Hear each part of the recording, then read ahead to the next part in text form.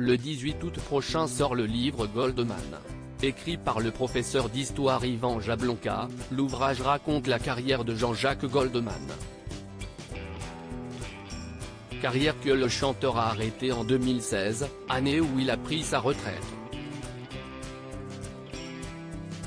Une retraite que l'artiste vit très bien, notamment grâce à ce que lui rapportent ses droits d'auteur. Il suffira d'un signe, un matin. C'est avec cet air, en 1981, que Jean-Jacques Goldman a commencé sa carrière solo. Très vite, le chanteur est devenu l'une des figures de la chanson française des années 80, durant lesquelles il a sorti les titres « Quand la musique est bonne, je te donne » ainsi que « Au bout de mes rêves ».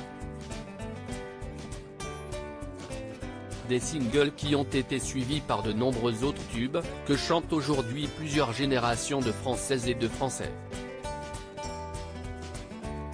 Depuis plusieurs décennies, Jean-Jacques Goldman fait même partie du classement des personnalités préférées des Français. Une popularité qu'il doit à la fois à ses chansons, mais aussi à sa longue participation aux Restos du Cœur, dont il a longtemps été l'un des visages. Une carrière qu'il a laissée derrière lui en 2016, en prenant sa retraite. Malgré son absence de la scène depuis maintenant 7 ans, Jean-Jacques Goldman continue d'être au cœur des discussions des Français. Le 18 août prochain, le professeur d'histoire Yvan Jablonka publie le livre Goldman, dans lequel il reviendra sur les différents aspects de la vie et de la carrière de l'artiste.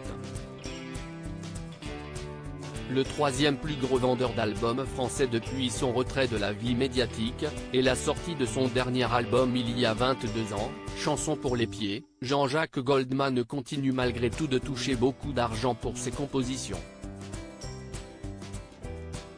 Ce mercredi 16 août, Le Parisien révèle que le chanteur empocherait quasiment 2 millions d'euros par an en droits d'auteur, générés par ses ventes, ses écoutes et ses diffusions radio, diffusées environ 80 à 90 fois par jour. Et même s'il n'a plus sorti d'album depuis 2001, il est l'un des artistes français qui vend le plus de disques derrière Johnny Hallyday et Michel Sardou.